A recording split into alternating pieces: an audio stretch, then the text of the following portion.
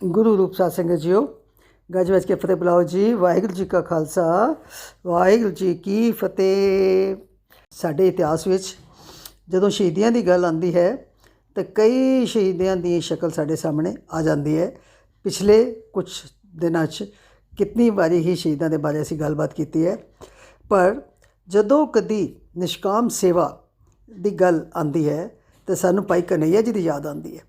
ਭਾਈ ਕਨ੍ਹਈਆ ਜੀ ਨੇ ਧੰਨ ਗੁਰੂ ਗੋਬਿੰਦ ਸਿੰਘ ਜੀ ਮਹਾਰਾਜ ਦੇ ਸਮੇਂ ਵਿੱਚ ਹੋਏ ਧਰਮ ਯੁੱਧਾਂ ਦੇ ਸਮੇਂ ਜਦੋਂ ਯੁੱਧ ਹੁੰਦੇ ਸਨ ਅਤੇ ਉਹ ਪਿਆਸਿਆਂ ਨੂੰ ਪਾਣੀ ਪਿਲਾਉਣ ਦੀ ਸੇਵਾ ਕਰਦੇ ਸਨ ਅਤੇ ਫੱਟੜਾਂ ਨੂੰ, ਜ਼ਖਮੀਆਂ ਨੂੰ ਮਲਮ ਪੱਟੀ ਉਹਨਾਂ ਦੀ ਕਰਦੇ ਸਨ ਅਤੇ ਇਸ ਤਰੀਕੇ ਨਾਲ ਉਹ ਨਿਸ਼ਕਾਮ ਸੇਵਾ ਕਰਦੇ ਸਨ।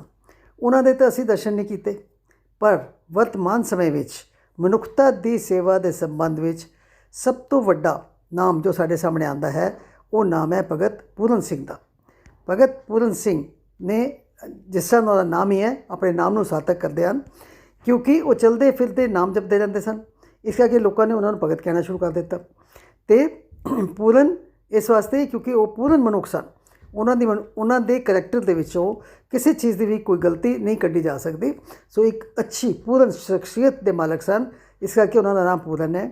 ਔਰ ਸਿੰਘ ਦਾ ਮਤਲਬ ਸ਼ੇਰ, ਬਹਾਦਰ, ਜੋ ਕਿਸੇ ਕੋਲ ਡਰਦਾ ਨਹੀਂ। ਉਹ ਕਿਸੇ ਕੋਲ ਡਰਦੇ ਨਹੀਂ ਸਨ ਔਰ ਆਪਣੀ ਸੇਵਾ ਜਿਹੜੀ ਹੈ ਉਹ ਹਮੇਸ਼ਾ ਜਾਰੀ ਰੱਖਦੇ ਸਨ। ਖੈਰ, ਉਹਨਾਂ ਦੀ ਬਰਸੀ ਦੇ ਸੰਬੰਧ ਵਿੱਚ ਗੱਲ ਕਰਦਿਆਂ ਅੱਜ ਵਿਚਾਰ ਆਇਆ ਕਿ ਕਿਉਂ ਨਾ ਉਹਨਾਂ ਦੇ ਜੀਵਨ ਦੇ ਬਾਰੇ ਕੁਝ ਜਾਣਿਆ ਜਾਏ। ਸੋ ਅੱਜ ਮੈਂ ਕੋਸ਼ਿਸ਼ ਕਰਾਂਗੀ ਕਿ ਜੋ ਵੀ ਮੈਂ ਉਹਨਾਂ ਦੇ ਬਾਰੇ ਕੁਝ ਪੜ੍ਹਿਆ ਹੈ ਜਾਂ ਵੇਖਿਆ ਹੈ ਜਾਂ ਉਹਨਾਂ ਦੇ ਦਰਸ਼ਨ ਕੀਤੇ ਹਨ, ਉਹ ਸਾਰੀ ਗੱਲਬਾਤ ਮੈਂ ਆਪ ਜੀ ਦੇ ਨਾਲ ਸਾਂਝੀ ਕਰਾਂਗੀ। ਸੋ ਭਗਤ ਜੀ ਦਾ ਜਨਮ ਖੰਨੇ ਦੇ ਨੇੜੇ, ਖੰਨਾ ਇੱਕ ਸ਼ਹਿਰ ਹੈ ਪੰਜਾਬ ਵਿੱਚ, ਖੰਨੇ ਦੇ ਨੇੜੇ ਪਿੰਡ ਹੈ ਰਾਜੋਵਾਲ। ਉਸ ਰਾਜੋ ਵਿੱਚ ਇੱਕ ਸਨਾਤਨੀ ਪਰਿਵਾਰ ਵਿੱਚ ਉਹਨਾਂ ਦਾ ਜਨਮ ਹੋਇਆ ਸੀ। ਲਾਲਾ ਸ਼ਿਬੂ ਮਲ ਸ਼ਾਹੂਕਾਰ ਦੇ ਘਰ ਵਿੱਚ ਮਾਤਾ ਮਹਿਤਾਬ ਕੌਰ ਦੀ ਕੁੱਖ ਤੋਂ ਉਹਨਾਂ ਦਾ ਜਨਮ ਹੋਇਆ। ਘਰ ਜਿਹੜਾ ਸੀ, ਜਿਸ ਦਾ ਨਾਮ ਤੋਂ ਹੀ ਪਤਾ ਲੱਗਦਾ ਹੈ ਕਿ ਉਹ ਸ਼ਾਹੂਕਾਰ ਸਨ, ਸਰਦਾ ਪੁੱਜਦਾ ਘਰ ਸੀ। ਘਰ ਵਿੱਚ ਦੁੱਧ ਘਿਓ ਦੀ ਕਿਸੇ ਚੀਜ਼ ਦੀ ਕਮੀ ਨਹੀਂ ਸੀ। ਬੱਚੇ ਦਾ ਨਾਮ ਰੱਖਿਆ ਰਾਮਜੀ ਦਾਸ। ਔਰ ਰਾਮਜੀ ਦਾਸ ਨੂੰ ਸੇਵਾ ਭਾਵ ਤਾਂ ਵਿਰਸੇ ਵਿੱਚ ਆਪਣੀ ਮਾਂ ਤੋਂ ਮਿਲੀ ਸੀ। ਸੇਵਾ ਦਾ ਭਾਵ ਜੋ ਸੀ ਉਹ ਆਪਣੀ ਮਾਂ ਤੋਂ ਮਿਲਿਆ ਸੀ।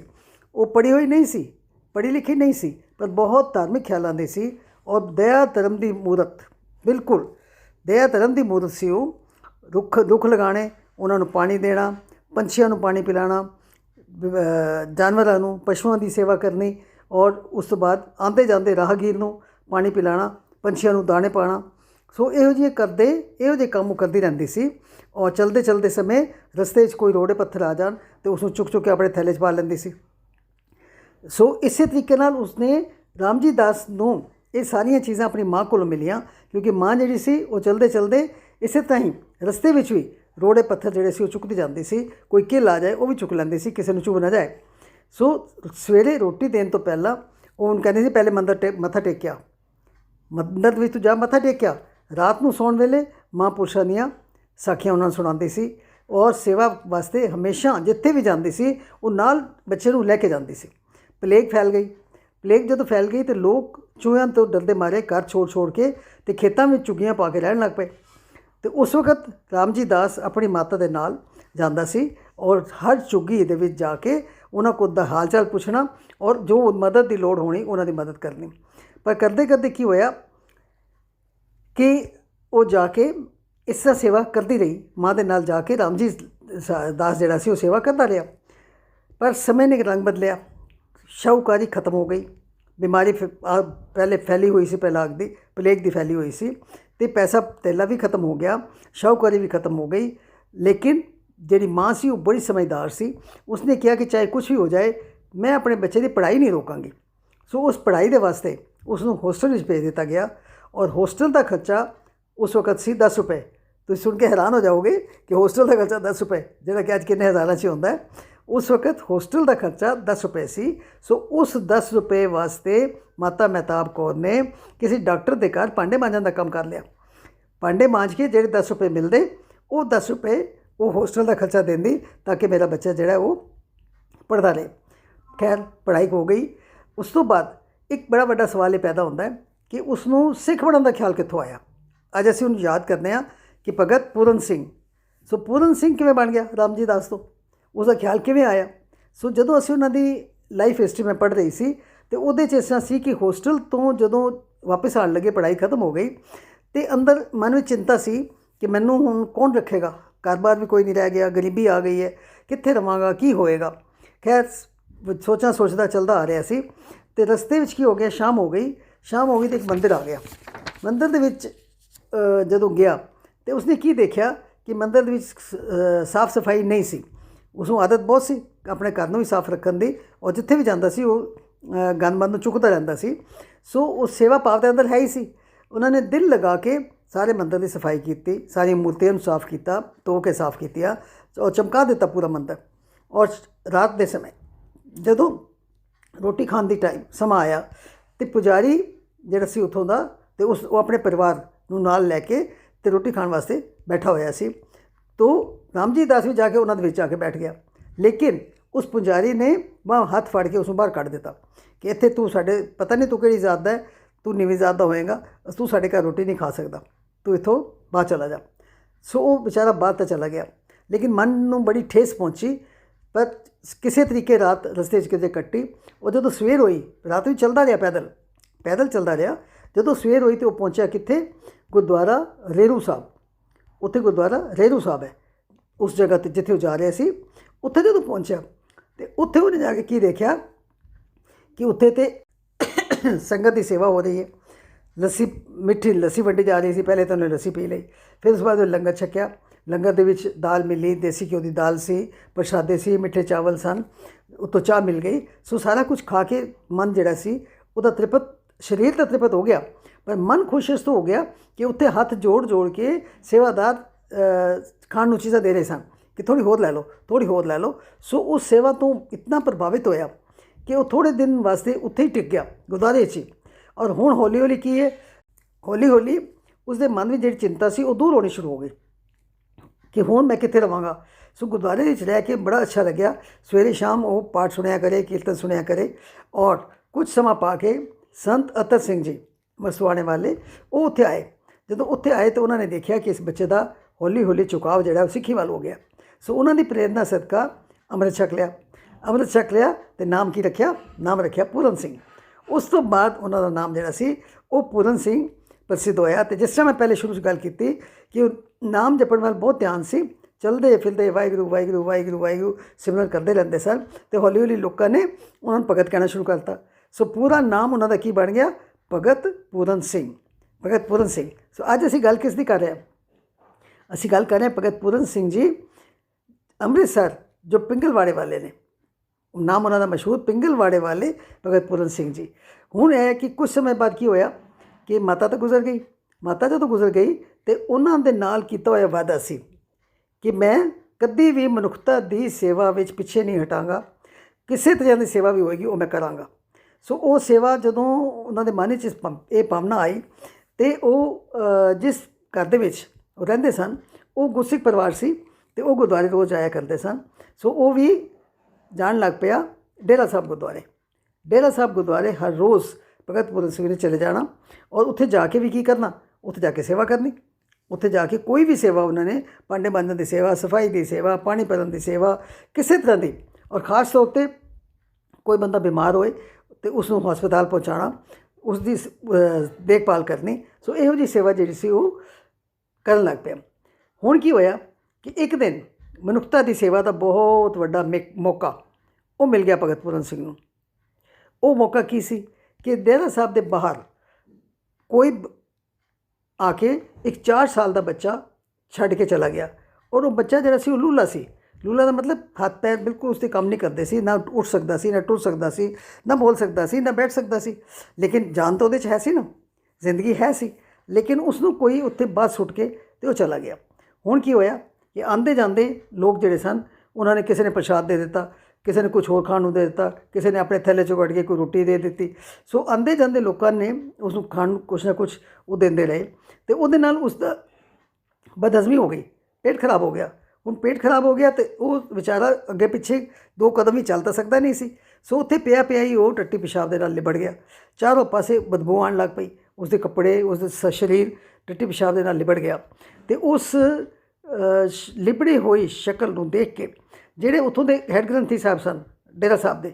ਉਹਨਾਂ ਨੇ ਸੋਚਿਆ ਕਿ ਇਸ ਬੱਚੇ ਦੀ ਸੇਵਾ ਤਾਂ ਕਰਨੀ ਚਾਹੀਦੀ ਹੈ ਨਾ, ਲੇਕਿਨ ਇੱਕਦਮ ਉਹਨਾਂ ਦੇ ਸ਼ਕਲ ਸਾਹਮਣੇ ਕੌਣ ਆਇਆ? ਭਗਤ ਪੂਰਨ ਸਿੰਘ। ਪੂਰਨ ਸਿੰਘ ਨੂੰ ਬੁਲਾਇਆ ਤੇ ਉਹਨਾਂ ਨੂੰ ਉਸਨੂੰ ਇਹ ਕਿਹਾ ਕਿ ਇਸ ਬੱਚੇ ਦੀ ਸੇਵਾ ਅਸਲੀ ਸੇਵਾ ਹੈ ਔਰ ਇਸ ਬੱਚੇ ਦੀ ਸੇਵਾ ਤੂੰ ਕਰ ਸਕਦਾ, ਤੂੰ ਜ਼ਰੂਰ ਇਹ ਸੇਵਾ ਕਰੇਗਾ। ਸੋ ਪੂਰਨ ਸਿੰਘ ਨੇ ਉसी ਵਕਤ हामी ਭਰ ਦਿੱਤੀ ਕਿ ਹਾਂ ਮੈਂ ਇਸ ਦੀ ਸੇਵਾ ਕਰਾਂਗਾ। ਭਗਤ ਪੂਰਨ ਸਿੰਘ ਨੇ ਉਸ ਲੂਲੇ ਲੰਗੜੇ ਬੱਚੇ ਦੀ ਜ਼ਿੰਮੇਵਾਰੀ ਲੈ ਲਈ, ਉਸ ਨੂੰ ਨਵਾਇਆ ਧਵਾਇਆ, ਸਾਫ਼ ਕੀਤਾ, ਨਾਮ ਰੱਖਿਆ ਪਿਆਰਾ ਸਿੰਘ। ਔਰ ਅਸਲ ਵਿੱਚ ਜੇ ਅਸੀਂ ਸੋਚੀਏ ਤਾਂ ਉਹ ਦਿਨ ਸੀ ਜਿਸ ਦਿਨ ਪਿੰਗਲਵਾੜੇ ਦੀ ਨੀਂਹ ਰੱਖੀ ਗਈ ਇੱਕ ਬੱਚੇ ਦੇ ਨਾਲ। ਉਸ ਬੱਚੇ ਤੋਂ ਹੀ ਇੱਕ ਤਰ੍ਹਾਂ ਨਾਲ ਪਿੰਗਲਵਾੜਾ ਸ਼ੁਰੂ ਹੋਇਆ। ਸੋ ਭਗਤ ਪੂਰਨ ਸਿੰਘ ਨੇ ਉਸ ਬੱਚੇ ਨੂੰ ਕਦੀ ਆਪਣੇ ਤੋਂ ਅਲੱਗ ਨਹੀਂ ਕੀਤਾ। ਔਰ ਦੇਸ਼ ਦੀ ਵੰਡ ਹੋ ਗਈ, ਉਸ ਵਕਤ ਪਾਰਟੀਸ਼ਨ ਹੋ ਗਈ, ਹਿੰਦੁਸਤਾਨ ਪਾਕਿਸਤਾਨ ਬਣ ਗਿਆ ਅਤੇ ਕੈਂਪਾਂ ਵਿੱਚ ਰਹਿਣਾ ਪਿਆ। ਲੇਕਿਨ ਉਹ ਕੈਂਪਾਂ ਵਿੱਚ ਵੀ ਉਸ ਬੱਚੇ ਨੂੰ ਆਪਣੇ ਨਾਲ ਪਿੱਠ ਉੱਤੇ ਚੁੱਕ ਕੇ ਨਾਲ ਲੈ ਕੇ ਉਹ ਰਹਿੰਦਾ ਪਿਆ, ਕੈਂਪਾਂ ਵਿੱਚ ਹੀ ਰਹਿੰਦੇ ਰਹੇ। ਔਰ ਉਸ ਦੀ ਜ਼ਿੰਮੇਵਾਰੀ ਹਮੇਸ਼ਾ ਉਹਨਾਂ ਨੇ ਆਪਣੇ ਨਾਲ ਰੱਖੀ। ਔਰ ਉੱਥੋਂ ਹੀ ਉਹਨਾਂ ਦੇ ਮਨ 'ਚ ਇਹ ਹੋਇਆ ਕਿ ਬੜੇ ਸਾਰੇ ਲੋਕ ਐਸੇ ਨੇ ਕਿ ਜਿਹੜੇ ਰੋਗੀ ਨੇ, ਬੁੱਢੇ ਨੇ, ਰੋਗੀਆਂ ਅਤੇ ਬੁੱਢਿਆਂ ਦੀ ਸੇਵਾ ਵਿੱਚ ਜੇ ਲੱਗੇ ਰਹੇ। ਕੈਂਪਾਂ ਵਿੱਚ ਵੀ ਤਾਂ ਇਹੋ ਜਿਹੇ ਲੋਕ ਸਨ। ਸੋ ਕੈਂਪ ਜਦੋਂ ਖ਼ਤਮ ਹੋ ਗਏ ਉਸ ਤੋਂ ਬਾਅਦ ਉਹਨਾਂ ਨੇ ਅੰਮ੍ਰਿਤਸਰ ਸਟੇਸ਼ਨ ਦੇ ਸਾਹਮਣੇ ਇੱਕ ਪੇੜ ਦੇ ਥੱਲੇ ਬੈਠ ਕੇ, ਬੋਹੜ ਦੇ ਪੇੜ ਥੱਲੇ ਬੈਠ ਕੇ ਰੋਗੀਆਂ ਅਤੇ ਬੇਆਸਰਿਆਂ ਦੀ ਸੇਵਾ ਕਰਨੀ ਸ਼ੁਰੂ ਕਰ ਦਿੱਤੀ। ਇੱਕ ਪੁਰਾਣਾ ਜਿਹਾ ਲੋਕਾਂ ਨੇ ਕੀ ਦੇਖਿਆ ਕਿ ਉੱਥੇ ਹੌਲੀ ਹੌਲੀ ਲੋਕ ਜਿਹੜੇ ਸੀ ਉਹ ਬਿਮਾਰਾਂ ਅਤੇ ਬੁੱਢਿਆਂ ਦੀ ਸੇਵਾ ਵੇਖ ਕੇ ਲੋਕ ਜਿਹੜੇ ਸੀ ਉਹਨਾਂ ਦਾ ਸਹਿਯੋਗ ਸ਼ੁਰੂ ਹੋ ਗਿਆ। ਬੜੀ ਅੱਛੀ ਜੋ ਨਿਸ਼ਕਾਮ ਸੇਵਾ ਜਦ ਹੋ ਰਹੀ ਸੀ ਅਤੇ ਹੌਲੀ ਹੌਲੀ ਲੋਕਾਂ ਨੇ ਸਹਿਯੋਗ ਕਰਨਾ ਵੀ ਸ਼ੁਰੂ ਕਰ ਦਿੱਤਾ। ਔਰ 1947 ਤੋਂ ਲੈ ਕੇ 58 ਤੱਕ, 58 ਤੱਕ ਉਹ ਸੜਕ ਦੇ ਕਿਨਾਰੇ ਹੀ ਉਸ ਪੇੜ ਦੇ ਥੱਲੇ ਬੈਠ ਕੇ ਹੀ ਇਸ ਸੇਵਾ ਨੂੰ ਨਿਭਾਉਂਦੇ ਰਹੇ। ਔਰ ਲੋਕਾਂ ਨੇ ਉਹਨਾਂ ਦੀ ਸੇਵਾ ਤੋਂ ਪ੍ਰਸੰਨ ਹੋ ਕੇ ਮੁੱਖ ਚੀਫ ਮਿਨਿਸਟਰ ਕੋਲੋਂ ਸਿਫਾਰਿਸ਼ ਕਰਵਾ ਕੇ ਕੁਝ ਜ਼ਮੀਨ ਦਿਵਾ ਦਿੱਤੀ, ਜਿੱਥੇ ਹੁਣ ਪਿੰਗਲਵਾੜੇ ਦਾ ਮੁੱਖ ਸਭ ਤੋਂ ਵੱਡਾ ਮੇਨ ਆਫਿਸ ਹੈ। ਔਰ ਇਸ ਤਰੀਕੇ ਨਾਲ ਇਹ ਪਿੰਗਲਵਾੜਾ ਜਿਹੜਾ ਸੀ ਉਹ ਹੋਂਦ ਵਿੱਚ ਆਇਆ। ਸੋ ਉਹਦਾ ਕਾਰਨ ਕੀ ਸੀ? ਬਚਪਨ ਵਿੱਚ ਮਾਂ ਦੇ ਸੰਸਕਾਰ ਔਰ ਡੇਰਾ ਸਾਹਿਬ ਵਿੱਚ ਕੀਤੀ ਨਿਸ਼ਕਾਮ ਸੇਵਾ ਨੇ ਪੂਰਨ ਸਿੰਘ ਨੂੰ ਅਤੇ ਪੂਰਨ ਮਨੁੱਖ ਬਣਾ ਦਿੱਤਾ ਸੀ। ਉਸਨੇ ਹਮੇਸ਼ਾ ਇਹ ਸੋਚਿਆ ਕੋਈ ਕੰਮ ਛੋਟਾ ਨਹੀਂ, ਕੂੜਾ ਚੁੱਕਣਾ, ਚਿੱਕੜ ਹੋਵੇ, ਟੱਟੀਆਂ ਹੋਣ, ਗੰਦੇ ਕੱਪੜੇ ਹੋਣ, ਗੋਹਾ ਹੋਵੇ, ਉਹ ਸਭ ਕੁਝ ਆਪਣੇ ਹੱਥਾਂ ਨਾਲ ਚੁੱਕ ਲੈਂਦੇ ਸਨ। ਔਰ ਤਿਆਗੀ ਸੁਭਾਅ ਇਤਨਾ ਸੀ ਕਿ ਪਿੰਗਲਵਾੜੇ ਦੀ ਸਮਾਂ ਪਾ ਕੇ ਕਈ ਬਿਲਡਿੰਗਾਂ ਬਣੀਆਂ, ਬੜਾ ਵੱਡਾ ਇੱਕ ਬੜੀ ਵੱਡੀ ਇੰਸਟੀਟਿਊਸ਼ਨ ਬਣ ਗਈ। ਲੇਕਿਨ ਅੱਜ ਵੀ ਤੁਸੀਂ ਜਾ ਕੇ ਦੇਖੋ ਅਤੇ ਉਸ ਦੇ ਵਿੱਚ ਇੱਕ ਵੀ ਕਮਰਾ ਐਸਾ ਨਹੀਂ ਜਿਹੜਾ ਕਿ ਭਗਤ ਪੂਰਨ ਸਿੰਘ ਨੇ ਆਪਣੇ ਵਾਸਤੇ ਬਣਾਇਆ ਹੋਵੇ। ਇੱਕ ਵੀ ਅਲਮਾਰੀ ਐਸੀ ਨਹੀਂ ਜਿਹੜੀ ਭਗਤ ਪੂਰਨ ਸਿੰਘ ਦੇ ਨਾਮ ਦੀ ਉੱਥੇ ਅਲਮਾਰੀ ਲਗਾਈ ਗਈ ਹੋਵੇ, ਕਿਉਂਕਿ ਉਹਨਾਂ ਨੂੰ ਕਿਸੇ ਚੀਜ਼ ਨਾਲ ਪਿਆਰ ਹੀ ਨਹੀਂ ਸੀ। ਉਹਨਾਂ ਨੂੰ ਕਮਰੇ ਦੀ, ਅਲਮਾਰੀਆਂ ਦੀ, ਪੈਸੇ ਦੀ ਲੋੜ ਹੀ ਨਹੀਂ ਸੀ। ਕੋਈ ਪੈਸਾ ਆਪਣੇ 'ਤੇ ਨਹੀਂ ਖਰਚਿਆ। ਲੱਖਾਂ ਰੁਪਏ ਹੁਣ ਤਾਂ ਦਾਨ ਆਉਂਦੇ ਸਨ, ਪਿੰਗਲਵਾੜੇ ਦੇ ਲੱਖਾਂ ਰੁਪਏ ਦਾਨ ਆਉਣ ਲੱਗ ਪਏ, ਲੇਕਿਨ ਉਹਨਾਂ ਨੇ ਆਪਣੇ ਨਾਮ 'ਤੇ ਕਦੇ ਇੱਕ ਪੈਸਾ ਵੀ ਨਹੀਂ ਖਰਚਿਆ। ਔਰ ਕਰੈਕਟਰ ਕਿਤਨਾ ਹਾਈ ਕਰੈਕਟਰ ਸੀ ਉਹਨਾਂ ਦਾ ਕਿ ਬਾਜ਼ਾਰ ਦੇ ਵਿੱਚੋਂ, ਸੜਕਾਂ ਦੇ ਉੱਤੋਂ, ਸਟੇਸ਼ਨ ਦੇ ਉੱਤੋਂ, ਬੱਸ ਅੱਡੇ ਤੋਂ ਕਈ ਪਾਗਲ ਔਰਤਾਂ ਨੂੰ, ਕਈ ਲਾਚਾਰ ਐਸੀਆਂ ਔਰਤਾਂ ਨੂੰ ਉਹ ਚੁੱਕ ਕੇ ਲੈ ਕੇ ਆਉਂਦੇ ਸਨ ਅਤੇ ਪਿੰਗਲਵਾੜੇ ਵਿੱਚ ਉਹਨਾਂ ਦੀ ਸੇਵਾ ਕਰਦੇ ਸਨ। ਲੇਕਿਨ ਕਦੀ ਕਿਸੇ ਨੂੰ ਮਾੜੀ ਨਜ਼ਰ ਨਾਲ ਨਹੀਂ ਦੇਖਿਆ। ਉਹਨਾਂ ਵਿੱਚ ਜਵਾਨ ਔਰਤਾਂ ਵੀ ਹੁੰਦੀਆਂ ਸਨ, ਲੇਕਿਨ ਉਹਨਾਂ ਨੇ ਕਦੀ ਕਿਸੇ ਨੂੰ ਮਾੜੀ ਨਜ਼ਰ ਨਾਲ ਦੇਖਿਆ ਹੀ ਨਹੀਂ, ਬਲਕਿ ਉਹਨਾਂ ਦਾ ਪੂਰਾ ਇਲਾਜ ਕਰਵਾਉਣਾ ਅਤੇ ਜਿਨ੍ਹਾਂ 'ਚੋਂ ਜਿਸਨੇ ਠੀਕ ਹੋ ਜਾਣਾ ਉਹਨਾਂ ਨੂੰ ਉਹਨਾਂ ਦੇ ਘਰ ਵਾਪਸ ਪਹੁੰਚਾ ਕੇ ਆਉਣਾ। ਕਿਸੇ ਦੇ ਉੱਤੇ ਮੈਲੀ ਨਜ਼ਰ ਨਹੀਂ ਪਾਈ। ਔਰ ਪਿਆਰੇ ਨੂੰ, ਜਿਹੜਾ ਪਿਆਰਾ ਸਿੰਘ ਸੀ, ਉਸ ਨੂੰ ਰੱਬ ਸਮਝ ਕੇ ਉਹ ਪੁੱਛਦੇ ਰਹੇ ਕਿ ਜੇ ਕਦੀ ਇਹ ਮੇਰੇ ਕੋਲ ਨਾ ਆਉਂਦਾ ਅਤੇ ਇਹ ਪਿੰਗਲਵਾੜਾ ਬਣ ਹੀ ਨਹੀਂ ਸਕਦਾ ਸੀ, ਇਹ ਕਿਵੇਂ ਬਣਦਾ। ਇਸ ਕਰਕੇ ਉਹਨਾਂ ਦੇ ਮਨ ਵਿੱਚ ਬੜਾ ਹੀ ਸਤਿਕਾਰ ਸੀ ਉਸ ਪਿਆਰਾ ਸਿੰਘ ਦੇ ਵਾਸਤੇ ਕਿ ਇਸ ਦੇ ਕਰਕੇ ਹੀ ਇਹ ਪਿੰਗਲਵਾੜਾ ਜਿਹੜਾ ਉਹ ਬਣਿਆ। ਸੋ ਸਾਰੀ ਉਮਰ ਖੁਦ ਉਹਨਾਂ ਨੇ ਖੱਦਰ ਦੇ ਕੱਪੜੇ ਪਾਏ, ਖੱਡੀ 'ਤੇ ਬੜੇ ਹੋਏ ਖੱਦਰ ਦੇ ਕੱਪੜੇ ਪਾਏ, ਰੋਟੀ ਹਮੇਸ਼ਾ ਸਾਂਝੇ ਲੰਗਰ 'ਚੋਂ ਖਾਧੀ, ਕੋਈ ਆਪਣੇ ਵਾਸਤੇ ਕੋਈ ਅਲੱਗ ਚੀਜ਼ ਨਹੀਂ ਬਣਾਉਣ ਦੀ ਦਿੱਤੀ। ਉੱਥੇ ਇੱਕ ਪ੍ਰਿੰਟਿੰਗ ਪ੍ਰੈਸ ਲਗਾਈ ਜਿੱਥੇ ਕਿ ਗੁਰਮਤਿ ਲਿਟਰੇਚਰ ਛਾਪਿਆ ਜਾਂਦਾ ਸੀ ਔਰ ਉਸ ਨੂੰ ਮੁਫਤ ਵੰਡਿਆ ਜਾਂਦਾ ਸੀ। ਔਰ ਹੁਣ ਸਫਾਈ ਦਾ ਤਾਂ ਕੋਈ ਅੰਤ ਹੀ ਨਹੀਂ ਸੀ। ਉਹ ਦੇਖਣ ਵਾਲਾ ਬਣ ਗਿਆ, ਨਜ਼ਾਰਾ ਐਸਾ ਬਣ ਗਿਆ, ਕਦੇ ਵੀ ਜਾ ਕੇ ਦੇਖੋ ਅਤੇ ਕਿਤਨਾ ਸਾਫ ਸੁਥਰਾ ਉਹ ਪਿੰਗਲਵਾੜਾ ਜਿਹੜਾ ਉਹ ਬਣ ਗਿਆ। ਔਰ ਦੇਖੋ ਆਪਣੇ ਘਰ ਜਿਸ ਨੂੰ ਕੋਈ ਬੁੱਢੇ ਨੂੰ, ਬਿਮਾਰ ਨੂੰ ਕੋਈ ਰੱਖ ਕੇ ਰਾਜ਼ੀ ਨਹੀਂ, ਨਵੇਂ ਜੰਮਦੇ ਬੱਚੇ ਨੂੰ ਜਿਹੜੇ ਕਈ ਲੋਕ ਸੁੱਟ ਜਾਂਦੇ, ਸੜਕਾਂ 'ਤੇ ਸੁੱਟ ਜਾਂਦੇ, ਕੂੜੇ ਵੀ ਸੁੱਟ ਜਾਂਦੇ ਸੀ, ਉਹਨਾਂ ਨੂੰ ਉਹ ਚੁੱਕ ਕੇ ਲਿਆਉਂਦੇ ਸਨ। ਅਤੇ ਉਹਨਾਂ ਨੂੰ ਪਿੰਗਲਵਾੜੇ ਵਿੱਚ ਰੱਖ ਕੇ ਉਹਨਾਂ ਦੀ ਸੇਵਾ ਕਰਦੇ ਸਨ। ਕਮਾਲ ਦੀ ਸੇਵਾ ਹੈ। ਜੋ ਬੰਦਾ ਜੋ ਦੇਖਦਾ ਬੰਦਾ ਹੈਰਾਨ ਹੋ ਜਾਂਦਾ ਹੈ ਕਿ ਕਦੀ ਜਾ ਕੇ ਦੇਖੋ ਉੱਥੇ ਇੱਕ ਵੀ ਬੰਦਾ ਐਸਾ ਨਹੀਂ ਜਿਸ ਦੇ ਅੰਗ ਪੂਰਾ ਕੰਮ ਕਰਦੇ ਹੋਣ। ਕਿਸੇ ਦੀਆਂ ਅੱਖਾਂ ਨਹੀਂ, ਕਿਸੇ ਦੇ ਕੰਨ ਕੋਈ ਨਹੀਂ, ਸੁਣ ਨਹੀਂ ਸਕਦਾ, ਕਿਸੇ ਦੇ ਮੂੰਹ ਦੰਦ ਕੋਈ ਨਹੀਂ, ਕਿਸੇ ਦੇ ਪੈਰ ਜਿਹੜੇ ਨੇ ਉਹ ਹੈ ਹੀ ਨਹੀਂ, ਕੱਟੇ ਹੋਏ ਨੇ, ਪੈਰ ਦੇ ਉੱਤੇ ਲੰਗੜੇ ਲੱਤਾਂ ਹੈ ਹੀ ਨਹੀਂ ਹੈ, ਚੱਲ ਵੀ ਨਹੀਂ ਸਕਦਾ। ਸੋ ਇਹੋ ਜਿਹੇ ਬੰਦੇ, ਜਾਂ ਕਿਸੇ ਨੂੰ ਕੋਈ ਐਸੀ ਭਿਆਨਕ ਬਿਮਾਰੀ ਹੈ, ਔਰ ਜੇ ਸਰੀਰ ਦੇਖਣ ਨੂੰ ਪੂਰਾ ਹੈ ਕਿਸੇ ਦਾ ਅਤੇ ਉਹਦਾ ਦਿਮਾਗ ਕੰਮ ਨਹੀਂ ਕਰਦਾ।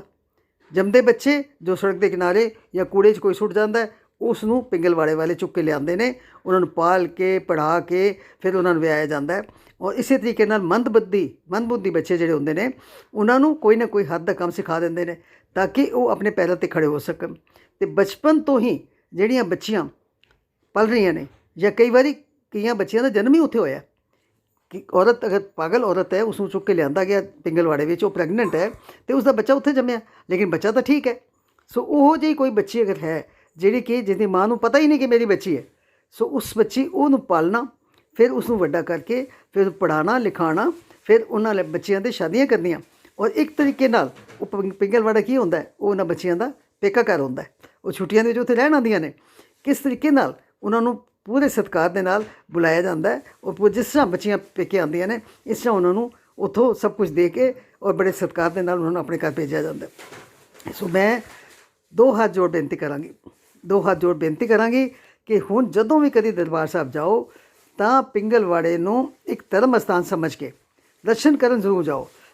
ਔਰ ਉੱਥੋਂ ਦੇ ਜਿਹੜੇ ਮੈਨੇਜਰ ਨੇ ਉਹਨਾਂ ਨੂੰ ਇਹ ਜ਼ਰੂਰ ਕਹੋ ਕਿ ਤੁਹਾਨੂੰ ਉੱਥੋਂ ਦੇ ਰਹਿਣ ਵਾਲੇ ਲੋਕਾਂ ਦੇ ਨਾਲ ਮਿਲਵਾਉਣ ਜਾਂ ਉਹਨਾਂ ਦੇ ਦਰਸ਼ਨ ਕਰਾਉਣ।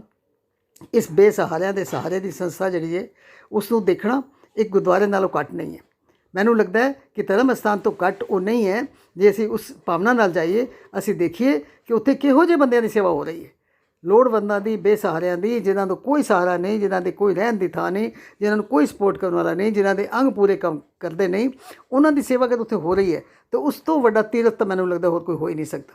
ਮੈਂ ਆਪਣੀ ਗੱਲ ਕਰਾਂ ਕਿ ਜੇ ਮੈਂ ਇੱਕ ਵਾਰੀ ਦੇਖ ਕੇ ਆਈ ਉਹਨਾਂ ਦਾ ਜਿਹੜਾ ਵਾਰਡ ਉਹਨਾਂ ਨੇ ਮੈਨੂੰ ਦਿਖਾਇਆ, ਉਹਦੇ 'ਚ ਕੀ ਸੀ ਕਿ ਮੰਦਬੁੱਧੀ ਔਰਤਾਂ ਜਾਂ ਦਿਮਾਗ ਜਿਨ੍ਹਾਂ ਦਾ ਖਰਾਬ ਸੀ, ਦਿਮਾਗ ਕੰਮ ਨਹੀਂ ਸੀ ਕਰਦਾ, ਉਹ ਵਾਲੀਆਂ ਔਰਤਾਂ ਉਸ ਵਾਰਡ ਰਹਿ ਰਹੀਆਂ ਸੀ। ਪਰ ਔਰ ਦੂਸਰਾ ਇੱਕ ਵਾਰਡ ਸੀ ਜਿੱਥੇ ਕਿ ਨਵੇਂ ਬੱਚੇ ਜੰਮੇ ਹੋਏ ਜਿਹੜੇ ਸੀ ਉਹ ਰਹਿ ਰਹੇ ਸਨ। ਸੋ ਕੁਛ ਹਿੱਸਾ ਜਦੋਂ ਮੈਂ ਦੇਖਿਆ, ਕਈ ਰਾਤਾਂ ਤੱਕ ਸ਼ਾਇਦ ਮੈਂ ਅਗਰ ਮੈਂ ਝੂਠ ਨਹੀਂ ਬੋਲ ਰਹੀ ਤਾਂ ਕਈ ਰਾਤਾਂ ਤੱਕ ਮੈਂ ਸੋ ਨਹੀਂ ਪਾਈ ਕਿ ਇਹ ਦੇਖੋ ਇਹੋ ਜਿਹੇ ਬੰਦਿਆਂ ਦੀ ਸੇਵਾ ਕਰਨੀ ਕਿਤਨੀ ਮੁਸ਼ਕਿਲ ਹੈ ਜਿਹੜੀ ਉੱਥੇ ਸੇਵਾ ਹੋ ਰਹੀ ਹੈ। ਔਰ ਉਸ ਨੂੰ ਦੇਖ ਕੇ ਇਨਸਾਨ ਅਸ਼ ਕਰ ਉੱਠਦਾ ਕਿ ਇਸਨੇ ਦੁਨੀਆ 'ਤੇ ਇਹੋ ਜਿਹੇ ਲੋਕ ਵੀ ਹੈ ਨੇ ਕਿ ਜਿਹੜੇ ਇਹਨਾਂ ਦੀ ਸੇਵਾ ਕਰ ਰਹੇ ਨੇ। ਔਰ ਉਸ ਸਥਾਨ 'ਤੇ ਜਿਹੜਾ ਬੇਸਹਾਰਾ ਲੋੜਵੰਦ ਜਿਹੜਾ ਬੰਦਾ ਇੱਕ ਵਾਰੀ ਆ ਜਾਂਦਾ ਹੈ, ਉਸ ਨੂੰ ਫਿਰ ਕਿਸੇ ਹੋਰ ਸਹਾਰੇ ਦੀ ਲੋੜ ਨਹੀਂ ਪੈਂਦੀ। ਬੱਚੇ ਵੱਡੇ ਹੋ ਗਏ, ਜਿਹੜੇ ਬੱਚੇ ਉੱਥੇ ਜੰਮੇ ਸੀ ਉਹ ਵੀ ਬੱਚੇ ਵੱਡੇ ਹੋ ਗਏ, ਉਹਨਾਂ ਨੂੰ ਪੜ੍ਹਾ ਲਿਖਾ ਕੇ ਉਹਨਾਂ ਨੂੰ ਕਿਸੇ ਕਾਬਲ ਬਣਾਇਆ ਜਾਂਦਾ ਹੈ, ਉਹਨਾਂ ਦੀਆਂ ਨੌਕਰੀਆਂ ਲਗਾਈਆਂ ਜਾਂਦੀਆਂ ਨੇ, ਉਹਨਾਂ ਨੂੰ ਆਪਣੀ ਸੈਲਫ ਸਫੀਸ਼ੀਐਂਟ ਬਣਾ ਕੇ ਫਿਰ ਉੱਥੋਂ ਭੇਜਿਆ ਜਾਂਦਾ। ਸੋ ਉਸ ਨੂੰ ਦੇਖਣ ਔਰ ਸੁਣਨ ਦਾ ਬਹੁਤ ਫਰਕ ਹੈ। ਸੋ ਮੈਂ ਜ਼ਰੂਰ ਬੇਨਤੀ ਕਰਾਂਗੀ ਕਿ ਜਦੋਂ ਵੀ ਜਾਓ ਤਾਂ ਇੱਕ ਵਾਰੀ ਜ਼ਰੂਰ ਪਿੰਗਲਵਾੜੇ ਦੇ ਜਿਹੜੇ ਹੈ ਉਹ ਦਰਸ਼ਨ ਕਰਕੇ ਆਓ। ਸੋ ਇਸ ਨੂੰ ਦੇਖਦੇ ਹੋਇਆਂ ਮਨ ਵਿੱਚ ਜ਼ਰੂਰ ਇੱਕ ਖਿਆਲ ਆਏਗਾ ਕਿ ਇਹ ਬੇਸਹਾਰਿਆਂ ਦੀ ਸਹਾਰਾ, ਲੋੜਵੰਦਾਂ ਦੀ ਜਗ੍ਹਾ ਬਣਾਉਣ ਦੀ ਨੀਂਹ ਰੱਖਣ ਵਾਲਾ ਕੌਣ ਸੀ? ਇਸ ਦੀ ਨੀਂਹ ਰੱਖਣ ਵਾਲੇ ਕੌਣ ਸੀ? ਭਗਤ ਪੂਰਨ ਸਿੰਘ ਸੀ, ਜਿਨ੍ਹਾਂ ਦੀ ਅਸੀਂ ਬਰਸੀ ਮਨਾ ਰਹੇ ਹਾਂ। ਸੋ ਬਰਸੀ ਮਨਾਉਣ ਦਾ ਮਤਲਬ ਸਿਰਫ ਇਹ ਨਹੀਂ ਹੁੰਦਾ ਕਿ ਬਰਸੀ ਬਣਾ ਦਿੱਤੀ, ਅਰਦਾਸ ਕਰ ਦਿੱਤੀ ਅਤੇ ਬਸ ਪ੍ਰਸ਼ਾਦ ਵੰਡ ਦਿੱਤਾ, ਲੋ ਜੀ ਬਰਸੀ ਹੋ ਗਈ।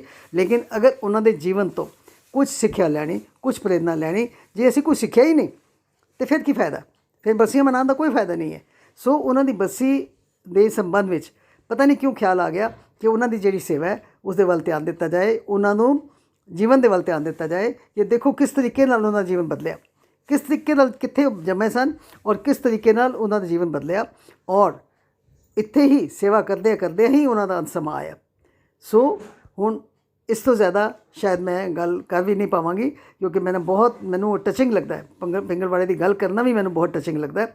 ਸੋ ਇੱਕ ਗੱਲ ਸਿਰਫ ਕਹਿ ਕੇ, ਜਿਸ ਤਰ੍ਹਾਂ ਮੈਂ ਪਹਿਲੇ ਵੀ ਬੇਨਤੀ ਕੀਤੀ ਹੈ ਕਿ ਜਦੋਂ ਵੀ ਜਾਓ ਜ਼ਰੂਰ ਉੱਥੇ ਜਾਓ ਔਰ ਉੱਥੇ ਜੋ ਸੇਵਾ ਹੋ ਰਹੀ ਉਸ ਨੂੰ ਜ਼ਰੂਰ ਦੇਖੋ। ਸੋ ਹੁਣ ਮੈਂ ਅੱਜ ਦਾ ਪ੍ਰੋਗਰਾਮ ਇੱਥੇ ਹੀ ਮੈਂ ਆਪਣੇ ਵਿਚਾਰ ਨੂੰ ਇੱਥੇ ਹੀ ਸੰਕੋਚ ਦਿਆਂਗੀ। ਸੋ ਅੱਜ ਦੇ ਪ੍ਰੋਗਰਾਮ ਦੀ ਇੱਥੇ ਹੀ ਸਮਾਪਤੀ ਹੈ ਜੀ। ਵਾਹਿਗੁਰੂ ਜੀ ਕਾ ਖਾਲਸਾ, ਵਾਹਿਗੁਰੂ ਜੀ ਕੀ ਫਤਿਹ।